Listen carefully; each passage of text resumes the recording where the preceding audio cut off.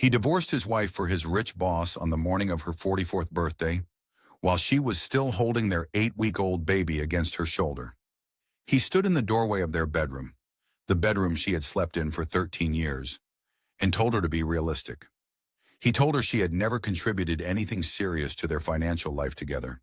He told her he had found someone who actually matched where he was going, and outside in the driveway, in a champagne-colored SUV with the engine still running, sat Selena Marsh, founder and CEO of Marsh Development Group, Vincent's boss, and by every visible measure, the most powerful woman in the room at any table she chose to sit at.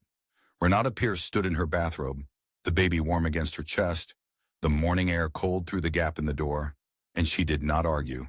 She did not cry. She nodded once, walked to the kitchen, and sat down. What Vincent Pierce did not know, what Selena Marsh had never once thought to check in 4 years of building her empire across the Tampa Bay corridor, was that the ground beneath their most valuable projects was not theirs. The land Selena's company had built on, borrowed against, and staked her entire professional reputation on belonged to a 17-parcel trust worth $91 million.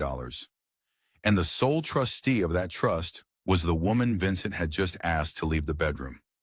This is not just a story about a husband who chose the wrong woman. It's a story about what happens when powerful people forget to read the documents carefully enough, and what happens when a quiet woman finally decides they've had long enough. If you believe that real strength doesn't always announce itself, hit that like button and subscribe. This channel is built for you. Drop a comment and tell us where in the world you're watching from. We'd love to know, because to understand what Renata did next, we first need to understand what her mother built and why she built it in silence. The kitchen was quiet in the way that houses go quiet when something has just broken inside them. Not silent. The refrigerator hummed. The baby made the small, wet sounds of sleep against Renata's shoulder. A car door closed in the driveway, with the particular finality of someone who has already decided. But quiet in the way that meant the ordinary sounds of the house were continuing without her permission, indifferent to what had just been said in the room above. She sat at the table. She did not put the baby down.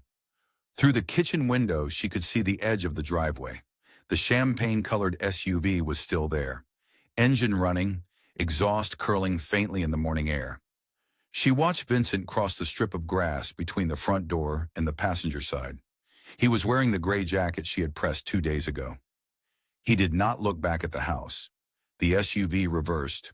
It cleared the driveway, straightened on the street, and was gone. Renata looked at the spice rack. Her mother had installed it herself 2 weeks before she died, using a level and wall anchors and a particular brand of wood screws she trusted more than any contractor. Cecilia had stood on a step stool in this kitchen, reading glasses pushed up on her head, and drilled 4 holes into the wall with a precision that seemed, at the time, like stubbornness. It had seemed like so many things Cecilia did. Excessive, deliberate, unnecessary. Renata had tried to help, and her mother had waved her off and kept drilling. She understood now that it had never been about the spice rack. Her phone lit up on the table, a text from a number she recognized as Vincent's mother. Gloria Pierce had sent 4 words. "Thinking of you today, Vincent." No comma after you. Renata read it twice. Then she set the phone face down and looked back at the rack.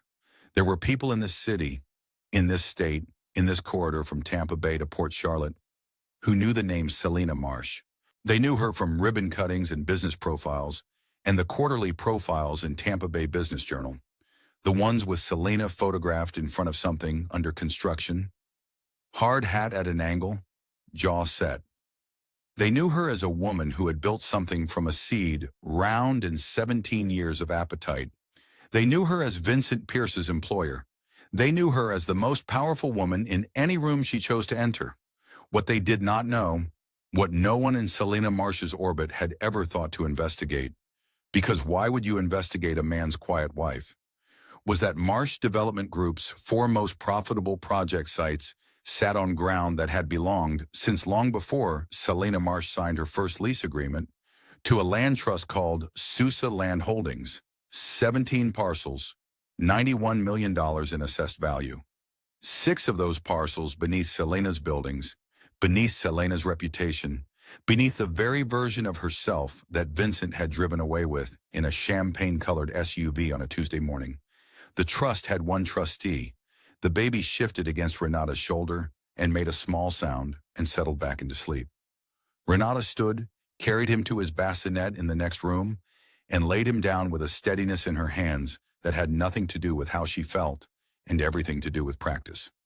She came back to the kitchen. She pressed her palm flat against the counter. Cool tile, solid underneath. The kind of surface you build on. She didn't know yet that her mother had purchased this home's lot in 1997, 12 years before Renata and Vincent moved in, and that the deed was registered under Sousa Land Holdings, parcel reference SLH4. She would find that out later. For now, she just stood with her hand on the counter, feeling the solidity of it, the way it held. Because to understand what Renata did next, we first need to understand what her mother built, and why she built it in silence. To understand what Renata held, you have to go back to a woman you never met.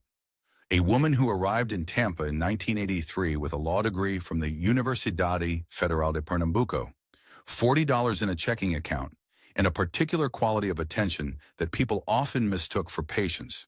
It was not patience. Cecilia Sousa did not wait for things. She studied them. She built her practice slowly, the way she built everything, from the ground up, without debt, without partners, without the assumption that anyone would catch her if she fell.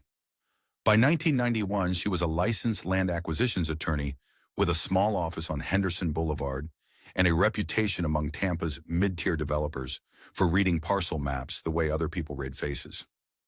She knew what land wanted to become before the zoning boards did. She knew which agricultural tracts on the outer corridors were sitting on rezoning trajectories that would take 5 years or 15. And she knew that the difference between those two timelines only mattered if you were in a hurry. Cecilia was never in a hurry. She made her first purchase in 1994, a flat, unremarkable parcel on the western edge of Hillsborough County, assessed at $80,000, purchased for $74,500 at a county auction where she was the only bidder. Then another in 1997 in Port Charlotte.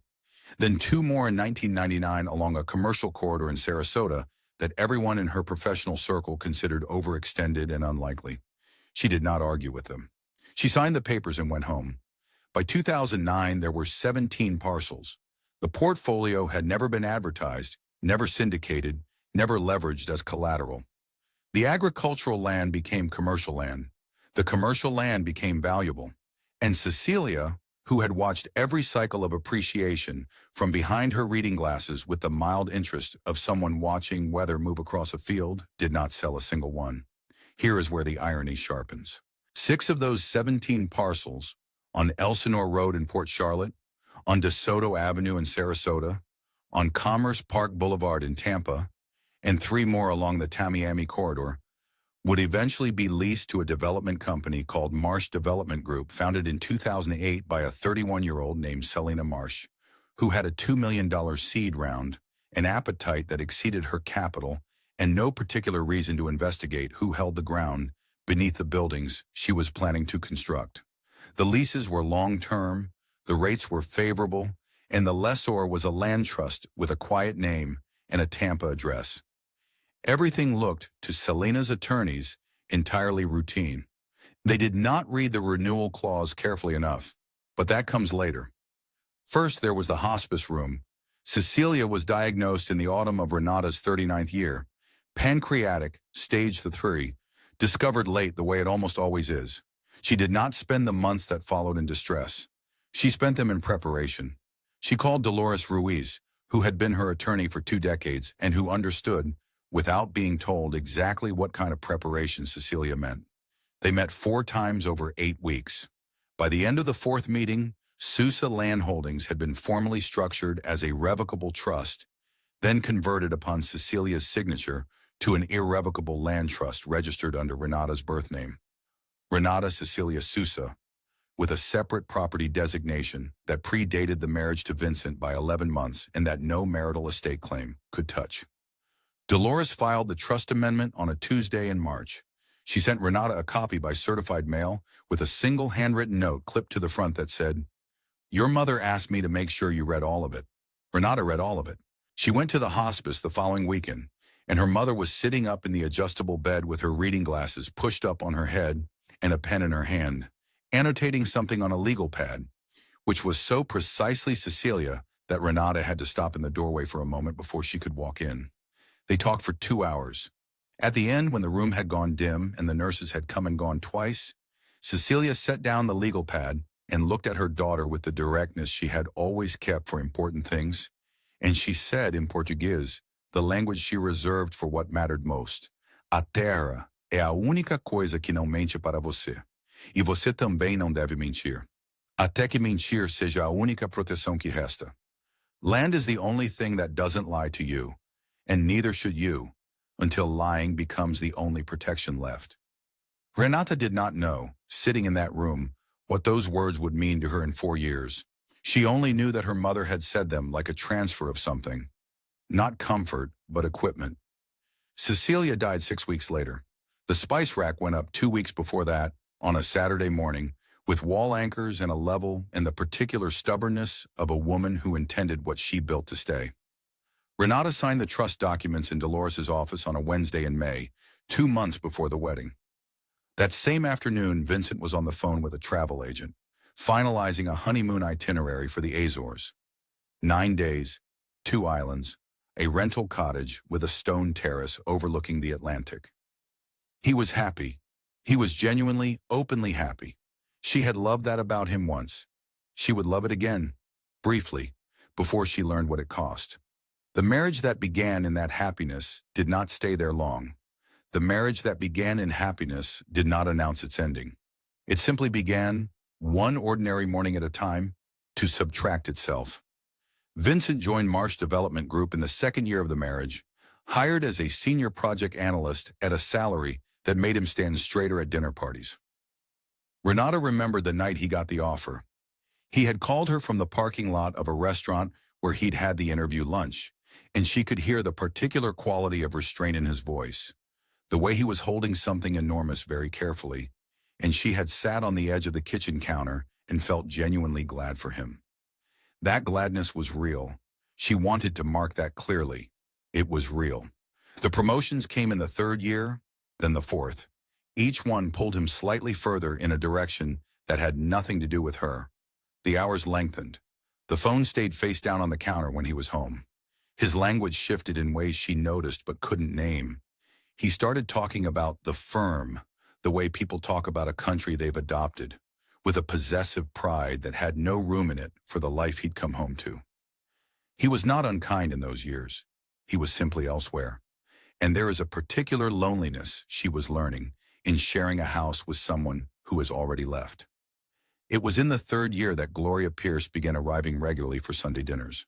Gloria was 71 years old and had never once left a room without having arranged it to her satisfaction.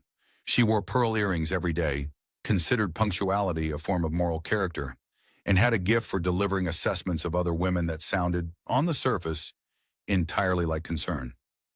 She looked at Renata with the careful eyes of a woman calibrating a loss, and what she found wanting, she communicated not through accusation, but through the particular syntax of advice. "You know, I only say this because I love you both," she said at a Sunday dinner in April of the 3rd year, watching Renata serve rice. "But I do think some women find it useful to stay professionally connected, even after children. It keeps the mind sharp." She smiled. She reached for her water glass. The comment settled over the table like a fine dust that everyone pretended not to see. Renata said nothing. She passed the rice. Then came the pregnancy. Their first child, a boy they named Marco. Vincent was present at the birth, attentive in the hospital, and then gradually, reliably less present at home. Gloria visited twice a week in the early months and commented, without once appearing to comment, on the weight Renata was carrying, the softness of her arms, the looseness of her clothing. "It takes some women longer," she said once, touching Renata's shoulder in the hallway. "Don't be discouraged." The touch was light. The words were not. Renata's body had changed. She knew it. She had full hips and a rounded stomach that the pregnancy had reshaped without apology, and she was learning, slowly, against her better instincts, to see herself through the measuring eyes that had entered her home. She did not yet know that the land beneath the house they were sitting in was registered to her birth name. She was too busy apologizing, in small private ways, for taking up space. Then came the company dinner. November year 4, Marsh Development Group's annual client event at the Epicurean Hotel on Howard Avenue. A room full of Tampa development money and the particular energy of people who believe their industry is more interesting than other industries. Vincent introduced Renata to his colleagues with a warmth that felt genuine and a brevity that felt like instruction. "This is my wife, Renata." And then he was absorbed into conversations that did not include her. She was standing near the bar with a glass of sparkling water when Selena Marsh crossed the room. The audience knows, even if Renata does not, exactly what that moment means. The woman who owns Marsh Development Group is walking toward the woman who owns the ground beneath it. Neither of them has any idea. Selena Marsh was precise in the way that certain kinds of confidence make people precise. Her movements economical, her attention selective, her small talk structured like cross-examination. She looked at Renata with a brief, comprehensive assessment and extended a hand. Then her eyes dropped, just once, to Renata's hands. Not obviously, not cruelly in any way that could be named, but the glance landed, and it held for half a second longer than courtesy required. "I always think you can tell so much about a person from their hands," Selena said pleasantly, to no one in particular. "Whether they've had real stakes in anything." She smiled and turned to greet someone else, and the moment closed behind her like water. Renata looked down at her own hands, soft, unmanicured. The hands of a woman who washed bottles and folded laundry and pressed her palms flat against kitchen counters in the middle of the night when sleep wouldn't come. She thought of her mother's hands, the ink stains, the pen callus on the right index finger, and something in her chest pulled tight and then let go. She said nothing. She went back to her sparkling water. The schedule changes began the following spring. Late evenings that had once come with phone calls now arrived without explanation. A new habit of leaving the room to take calls. A shift in how Vincent spoke about work. Less information, more performance. Renata noticed. She told herself she was reading too much into ordinary professional pressure. She doubted her own perception before she doubted him, which is the order in which these things so often happen. She found the receipt on a Tuesday evening in June, in the inside pocket of his gray jacket, the one she had just pressed. Margot on the Bay, a dinner for two. The date was a Thursday, 3 weeks prior, the night she had stayed home with Marco because he had a fever, and Vincent had said it was a client dinner he couldn't miss. She stood in the hallway for a long moment, the receipt between two fingers, the iron still warm on the board behind her. Then she folded it carefully along its original crease. She put it back. She finished pressing the jacket. She hung it on the hook by the door. Her silence from that evening forward was no longer the silence of a woman at peace. It was something else entirely, and the people around her would spend the next year mistaking it for the same thing. Vincent filed on a Thursday. By the following Wednesday, the joint accounts were frozen. Renata discovered this at the CVS on Dale Mowbray Highway, standing at the pharmacy counter with a can of formula and a box of nursing pads. Her debit card declined twice, while the pharmacist, a young woman named Deja, whose name tag was slightly crooked, looked at the screen with the careful neutrality of someone trained not to react. There was a woman behind Renata in line, a neighbor, Patricia Odom, from 3 streets over, who had brought them a casserole when Marco was born. Patricia said nothing, but she saw. Renata paid cash. She had $63 in her wallet. She bought the formula and left the nursing pads on the counter. She sat in the parking lot for 4 minutes before she started the car. She did not cry. Her hands tightened around the steering wheel until the shaking stopped, and then she drove home. That was day 6. There were more days like it. The methodology was precise in the way that only legal instruction can make cruelty precise. A letter from the offices of Harmon and Caulfield, LLP, arrived on day 8, informing Renata that Vincent's attorney, a man named Dale Forsyth, had been retained to represent Mr. Pierce in all matters relating to the dissolution. The letter was 4 pages. Renata read it at the kitchen table while the baby slept. Buried in the third page in a subsection concerning interim support arrangements was a phrase that she read twice, then a third time, her breath going very still. Emotionally unstable in the postpartum period, not as an allegation, as an established fact. As a characterization so settled, it required no supporting evidence, only a subordinate clause. She set the letter down. She pressed her palm flat against the table. She picked the letter up again and read to the end. Then something hardened in her, quietly and without drama, the way iron hardens. Not with noise, but with heat applied long enough and then withdrawn. Gloria arrived on day 11, on a Tuesday morning, carrying a canvas tote and the expression of a woman performing a mercy. She said she had come to help with the transition. She moved through the house, identifying things.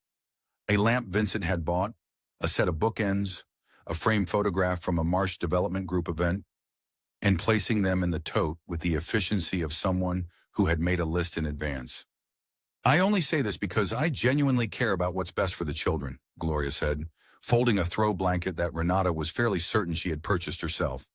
"But stability matters so much at this age. A consistent environment. You understand?" She smoothed the blanket with one hand. "Vincent has the means to provide that. Realistically, a mother in transition, financial uncertainty, the postpartum adjustment, it's a lot. I hope you understand what I'm saying." Renata understood exactly what she was saying. "Thank you for stopping by, Gloria," she said. Her voice was level. Nothing in it gave Gloria what she had come for. Gloria left 40 minutes later with the tote in her pearl earrings and the mild disappointment of a woman whose theater had found no audience. Renata closed the door, stood in the hallway. Then she went to the phone and called the number she had memorized from her mother's estate files, the one she had not called in 4 years. Dolores Ruiz answered on the second ring. They met the following afternoon at the offices of Ruiz Land Law on West Kennedy Boulevard, a modest suite on the 4th floor with filing cabinets along one full wall and the particular atmosphere of a room where paperwork is taken seriously. Dolores was smaller than Renata remembered, silver-haired and unhurried, the kind of woman who communicates competence through stillness. She set a file on the desk between them. It was labeled in her mother's handwriting on a tab affixed to the front, SLH, Renata C., Sousa, primary. Sousa Land Holdings, Dolores said, is fully intact, 17 parcels. Current portfolio assessment is $91 million as of last quarter's appraisal. She paused the half second she always paused when a number needed room to land. The trust is held under your birth name, registered as separate property predating the marriage. No marital claim touches it. The 6 active ground leases are in good standing. Renewal is due in 14 months. Renata looked at the file. She thought about the mediation brief, emotionally unstable in the postpartum period. "I want you to do nothing yet," she said. Dolores did not ask why. She simply said, "Understood. The file stays where it is." Renata thanked her. She left. She drove home in the early evening with the windows down and the warm Tampa air moving through the car, past the Sousa parcel on Commerce Park Boulevard, where a Marsh Development Group construction trailer sat in the southwestern corner, and she did not look at it any longer than she looked at anything else. She pulled into her driveway. She gathered the baby from his car seat. She walked to the front door, key in hand. The key did not work. She tried it again. Checked the number on the door. Tried a third time. The lock had been changed while she was out. A new deadbolt, the kind with a narrow brass face and a keyhole she didn't recognize. Vincent had arranged it from wherever he was. He had not informed her. He had simply done it, the way a person removes a problem that no longer requires their attention. She stood on the front step of her own house with her baby against her chest and her key in her hand. The street was quiet. The evening was warm.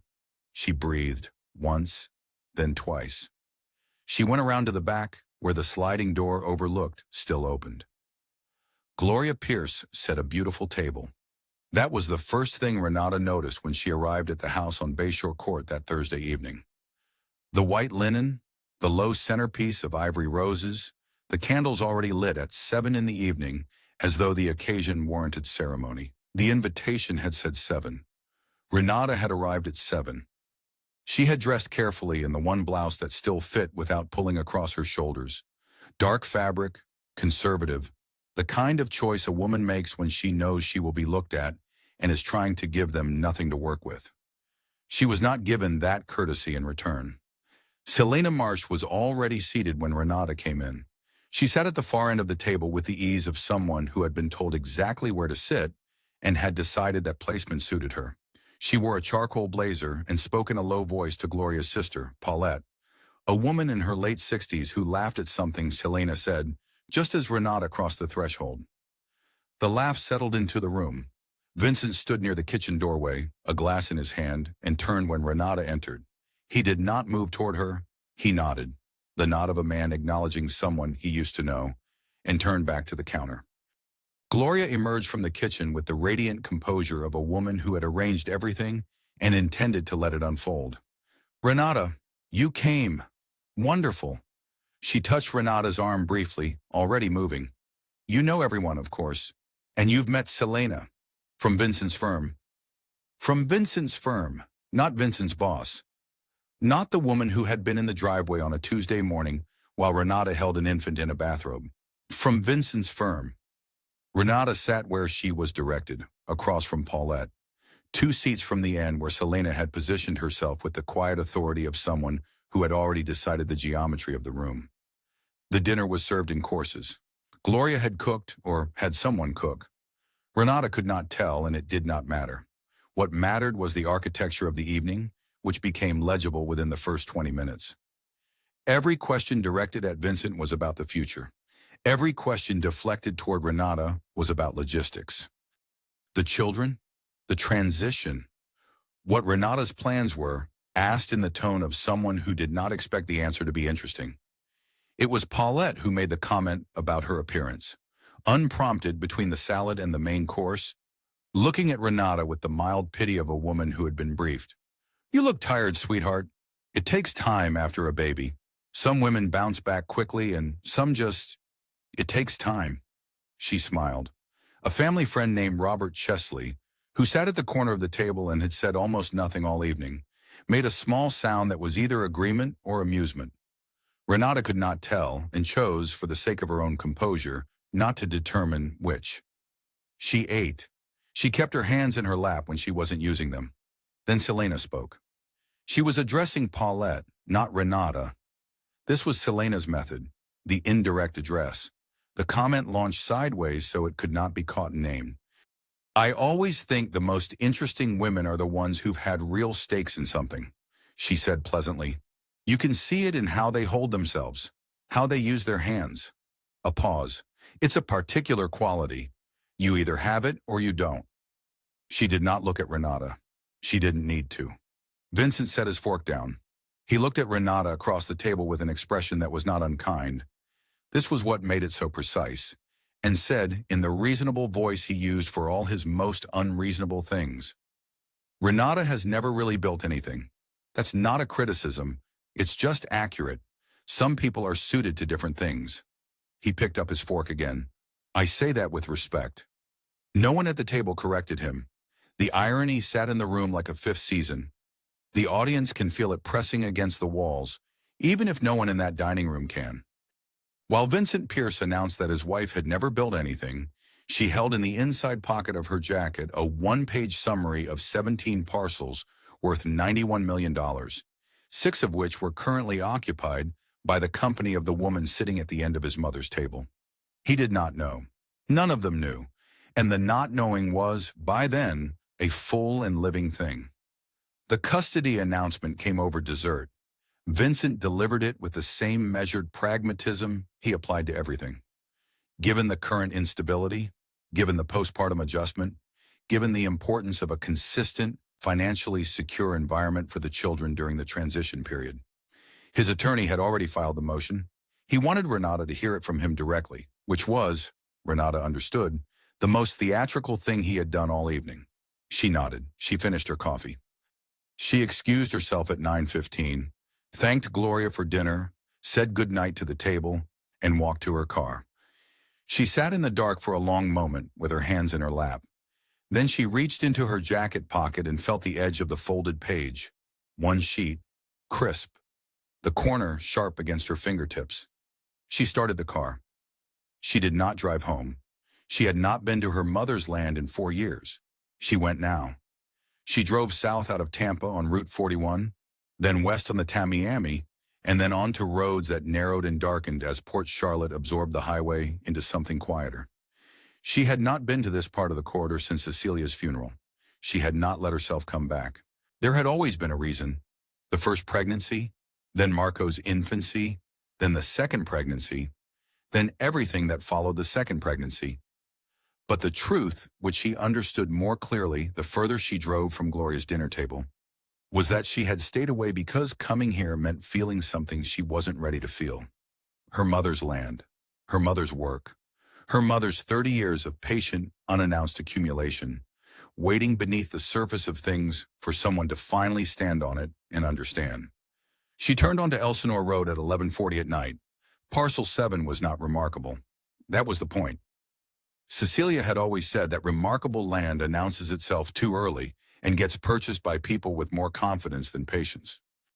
This parcel was flat, bounded on one side by a chain-link fence and on the other by a stretch of scrub palmetto, and it sat beneath a Marsh Development Group staging facility.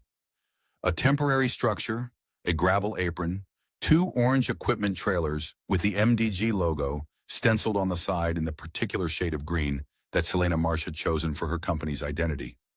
Renata had driven past this logo, on signs and trucks and hard hats, dozens of times over 4 years, without once calculating what it meant that it was here, on this specific ground. She parked at the edge of the gravel. She got out of the car. The night was warm and very still. She walked to the fence line and put her hand against the chain link. The metal was cool, slightly damp from the evening air.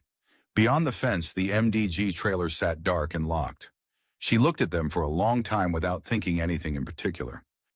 Then she turned and faced away from the fence, toward the open scrub where the parcel's southern boundary met an unpaved access road, and she looked at the ground. Her mother had bought this land in 1998 for $112,000. She had driven out here in her Buick, signed the papers at a title office on Harbor Boulevard, and driven back to Tampa without telling anyone. She had done this 17 times over 15 years. Not secretly. She had told Renata about each one. But quietly, which is different. Quiet means you don't need the room to acknowledge it. Secret means you're afraid it will be taken. Cecilia had never been afraid of anything being taken. She had simply understood that some things do not require an audience to be real. A terra é a única coisa que não mente para você. The words arrived without invitation. In Portuguese, the way they always arrived when they arrived with their full weight. Land is the only thing that doesn't lie to you. Renata stood on the edge of Parcel 7, in the dark, with the MDG trailers 10 feet behind a chain-link fence, and felt the sentence land differently than it had ever landed before, not as comfort, not as instruction, as a simple and undeniable fact about where she was standing. She knew what she had to do. She had known probably since the pharmacy parking lot, since the changed lock, since the word instable sitting inside a legal document with her name attached to it. But knowing something and being ready to act on it are not the same state, and she had needed to stand on the ground before she could feel the difference collapse. She stood there for perhaps 20 minutes. Then she went back to the car and she drove home, and she did not think about anything except the road. The following morning, she woke at 6, fed the baby, made coffee, and sat at the kitchen table until 7:15. Then she picked up her phone and called the number she now knew by heart. Dolores Ruiz answered on the second ring. "I'm ready," Renata said. "I'd like to proceed." There was the characteristic half-second pause, Dolores receiving a fact, giving it room. "I'll prepare the non-renewal notices for all 6 active parcels. Certified filing with the county recorder. Do you want simultaneous delivery to Marsh Development Group's registered agent?" "Yes." "I'll schedule the title disclosure meeting with First Gulf Bank, Henderson's office. He holds the construction financing on parcels 4 and 11. I can have a date within the week. File everything under Sousa Land Holdings, not my married name." That was always the intention. Another pause. Briefer. "Renata, the lease expiration window is 14 months. The loan maturity on parcels 4 and 11 is 16. We have clean room to move. I know, Renata said. My mother planned it that way. The call lasted 4 minutes. When it ended, Renata set the phone down on the table and looked at it for a moment. Then she got up, finished her coffee, and washed the cup. She checked on the baby. She opened the kitchen window because the morning air was coming in clean off the bay, and the house needed it. She did not call anyone else. She did not speak of it to anyone. She simply moved through the rest of that day with a steadiness that had not been there the day before. Not visibly, not in any way that could be named or pointed to. Just present, like ground that has always been there, waiting to be stood on. The date was March 14th. Dolores Ruiz noted it in the file. 4 years earlier to the day, Cecilia Sousa had signed the trust transfer in Dolores's office on West Kennedy Boulevard, reading glasses pushed up on her head, pen in hand, and had said nothing afterward except that she was satisfied. The meeting at First Gulf Bank was set for 14 days out on a Tuesday at 10 in the morning, and everything the audience had been waiting for was exactly 2 weeks away. Renata arrived at First Gulf Bank at 9:47, 13 minutes early. Dolores was already there, standing in the lobby with a document case under her arm and the expression of a woman who considered punctuality a professional minimum. They did not embrace. They nodded to each other and rode the elevator to the 4th floor in silence, which was the only language the occasion required. The conference room was at the end of a carpeted hallway, a rectangular space with a long table, 8 chairs, a window overlooking Franklin Street, and nothing on the walls except a framed photograph of the bank's founding board that no one had looked at in years. Renata set her things at the near end of the table, a bottle of water, the legal folder, and the small framed photograph of Cecilia, reading glasses pushed up, pen in hand, looking directly at the camera with the mild impatience of a woman who had been interrupted mid-thought. She placed it where she could see it. Then she sat down and waited. Henderson arrived at 9:52. He was a broad-shouldered man in a navy suit who carried himself with the careful authority of someone who managed large numbers for a living and was accustomed to being the most prepared person in any given room. He set down his files, noted Renata with a professional nod, noted Dolores with a slightly more careful one, and took his seat at the table's center. He asked if they wanted coffee. They did not. Vincent came in at 9:58 with Selena's 2 attorneys, Mitchell Reeves and a younger man named Carr, whose last name Renata had never learned, and he stopped when he saw her. Not dramatically, just the half-second hesitation of a man whose internal calculations have encountered an unexpected variable. He looked at Dolores. He looked at the folder on the table. He looked at Renata. His face reassembled into its professional configuration, and he took a seat across the table without speaking. Selena entered at 10 on the mark, which was exactly when Selena always entered things. She wore a slate gray blazer and moved with her customary economy. Nothing wasted, nothing performed. She read the room in the 3 seconds it took her to reach her chair, and whatever she concluded, she kept to herself. She sat. She opened her portfolio. She did not look at Renata directly, which Renata recognized as its own category of acknowledgement. Henderson called the meeting to order. He stated the purpose in the language of banking, which is to say precisely and without drama. Lease renewal status and title clarification on a set of parcels under active commercial financing. Standard review, administrative in nature. He had convened similar meetings a dozen times. He expected this one to last 40 minutes. Dolores opened the document case. The first thing she placed on the table was the Sousa Land Holdings trust instrument, a bound document, 41 pages, with a blue cover and the words Irrevocable Land Trust Agreement printed across the front in clean type. She set a copy before Henderson. She set copies before Selena's attorneys. She set one before Vincent. The beneficial owner of record for Sousa Land Holdings, Dolores said, is Renata Cecilia Sousa. She paused 1/2 second. Known in this proceeding as Renata Sousa Pierce. Henderson opened to the first page. He found the beneficial owner designation and read it. He looked up at Renata once, briefly, with the recalibrating expression of a man updating a very large spreadsheet in real time.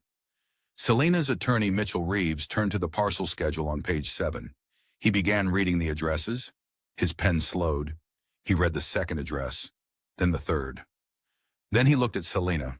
Selena had already turned to page 7 herself. She was reading. Her jaw had not moved. Her posture had not changed. But her left hand, which had been resting open on the table, closed. Fingers curling inward with a controlled deliberateness that was the only visible evidence of what was happening inside her. 4 seconds. That was all it took. She had built a career on reading rooms, and the room had just read her.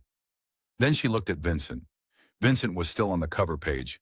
He was reading the trust name, Sousa Land Holdings. His eyes moved to the beneficial owner line. They stayed there. The narration cannot tell you what crossed his face in those 11 seconds, because what crossed his face was not an expression. It was the collapse of a narrative he had been constructing for 6 years, and collapses do not have expressions. They have stillness. He looked at Renata. She did not look away. Dolores continued without pause. She laid out the documents in sequence, as she had planned, as Cecilia would have done. Full parcel ownership documentation for all 17 properties, each with its assessment value and registration date. The 6 ground leases with Marsh Development Group. Renewal clauses highlighted in yellow. The silent lesser approval provision, original 2009 language. The sentence that said no renewal is valid without the personal signature of Sousa Land Holdings' sole trustee, set apart in its own paragraph.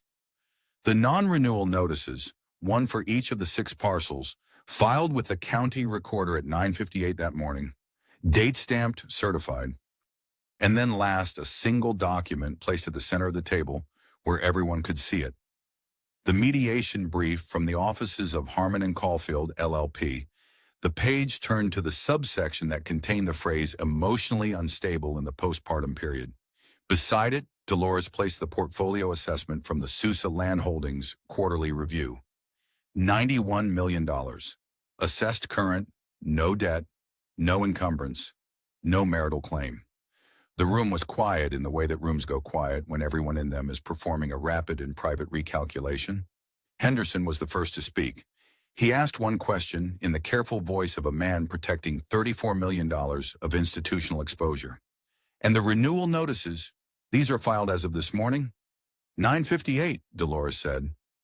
Henderson wrote something down. Then he picked up his phone and stepped briefly to the window, speaking in a lowered voice to someone at the other end. When he returned to the table, his expression had shifted from administrative to something more deliberate. He confirmed, for the record, what the room already understood. Without the lessor's signed renewal, the construction financing on parcels 4 and 11 became callable under the terms of the loan agreement. The Sarasota project, in its current structure, could not proceed.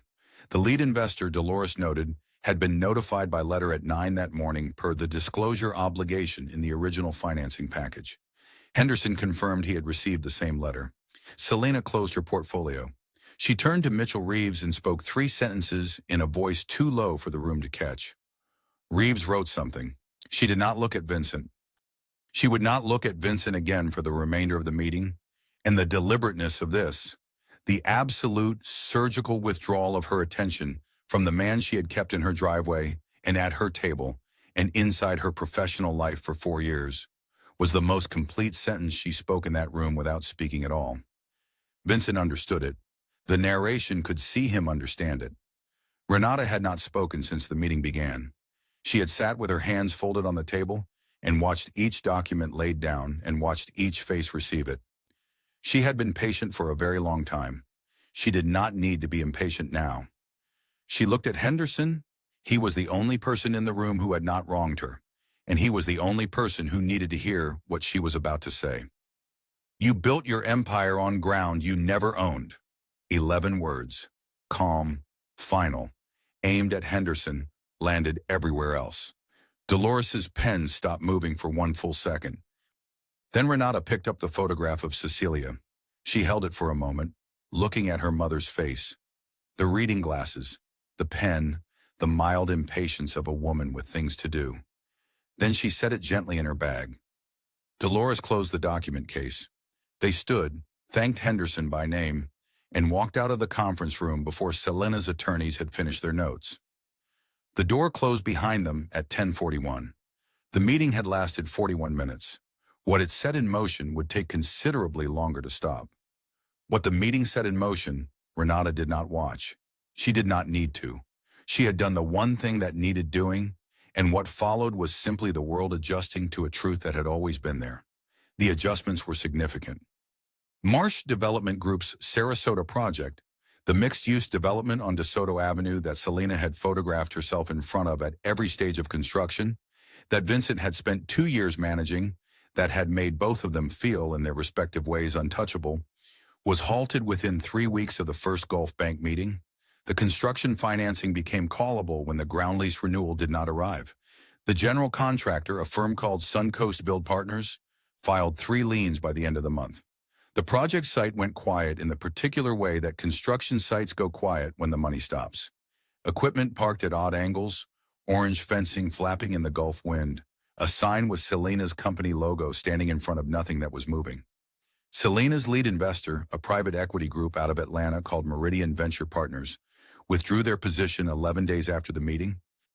3 board members of Marsh Development Group resigned within the same week, citing, in the careful language of institutional self-protection, a need to reassess the company's ground lease risk profile. The Tampa Bay Business Journal ran a short item about restructuring activity at Marsh. It did not use Renata's name. It did not need to. Selena ended her personal relationship with Vincent by text message. 11 words. The narration does not reproduce them because they do not deserve the space. What they amounted to was this: he was useful when he was ascending, and he was not ascending anymore. Gloria Pierce called Renata's phone twice in the 6 weeks that followed the meeting. Both calls went unanswered. There was no voicemail left the first time. The second time there was 4 sentences, the empathetic preface intact, the concern fully performed. But Renata did not listen to it until the following week, and when she did, she deleted it without responding, which was the most complete answer she could give. Vincent came to the door on a Thursday evening in April. He was alone. He stood on the step of the apartment she had moved into on the first of the month, and he looked at her with an expression she had not seen on his face in years. Not anger, not calculation, but something rawer and less practiced. He said her name. He said he needed to talk. He said, please. She opened the door and listened. She did not move from the threshold. She let him say what he had come to say, which took 4 minutes and contained the word mistake twice and the word sorry once. And when he finished, she looked at him for a moment with the calm, complete attention of a woman who has already made every decision she needs to make. Then she closed the door. She did not slam it. There was nothing in her that wanted drama. There was only the soft final click of a latch engaging. The mediation reconvened in early May. Vincent's attorney withdrew the emotionally unstable characterization from the record. The phrase was removed. It was replaced in the final custody agreement by language that named Renata as the primary residential parent. Language that was simply accurate, as it had always been accurate, as anyone who had spent 10 minutes in her presence understood. The legal document that had called her unstable was superseded by one that named her exactly what she was. She signed the final papers on a Friday afternoon and drove home to South Tampa with the windows down and Marco in the back seat asking questions about a bird he had seen that morning, and she answered each question with the specific, patient attention she had always given him, and the afternoon was warm and ordinary and entirely hers. The new apartment had 3 bedrooms. The second was for the children. Marco's drawings taped to the closet door, the baby's bassinet in the corner. The kitchen was smaller than the house on Bayshore, but the light came in differently, cleaner, off the water in the mornings. The first thing she had installed, before the furniture arrived, before anything else, was the spice rack. Same wall anchors, same level, same 4 screws her mother had trusted over any contractor. It was there now, across the kitchen from where she sat. The evening was quiet. Both children were asleep. She held the trust summary in her hands. 1 page folded in thirds, the paper slightly soft at the creases from months of being carried. Sousa Land Holdings, Renata Cecilia, Sousa, 17 parcels, the ground beneath everything. Her mother had built this not as a weapon and not as a secret and not even as a gift, exactly. She had built it as ground. The kind of thing you stand on when everything else has been stripped away and you need to know there is still something solid beneath your feet. The kind of thing that doesn't announce itself, the kind that simply holds. This story began with a man who divorced his wife for his rich boss. That is what the title says, and it is true as far as it goes. But what the title couldn't hold, and what the story has been carrying all along, is this. The wife was already his boss's landlord, creditor, and the one person whose signature could end everything Helena Marsh had built. He didn't know. He never thought to look. And that gap between what he believed and what was simply, quietly, documentably true was the only space the story needed. Quiet strength is not weakness in disguise. It is not strategy, and it is not patience in the service of a plan. It is the dignity of a person who knows what they hold and chooses, for as long as love allows, not to use it. What Renata carried for 6 years was not a secret she was saving. It was a truth she was protecting, until protecting it was no longer something she owed anyone. And when she finally let it be known, it required no raised voice, no speech, no triumph. Just 11 words in a conference room, and the ground already there beneath everything, waiting to be stood on. If this story moves something in you, if you have ever been dismissed, misread, or asked to be realistic about who you are, we'd love to hear from you in the comments below. Tell us what part stayed with you, and as always, we want to know, where in the world are you watching from tonight? Renata stood. She crossed to the kitchen shelf, the one above the spice rack her mother had drilled into a wall, with the stubbornness of someone who intended what she built to last.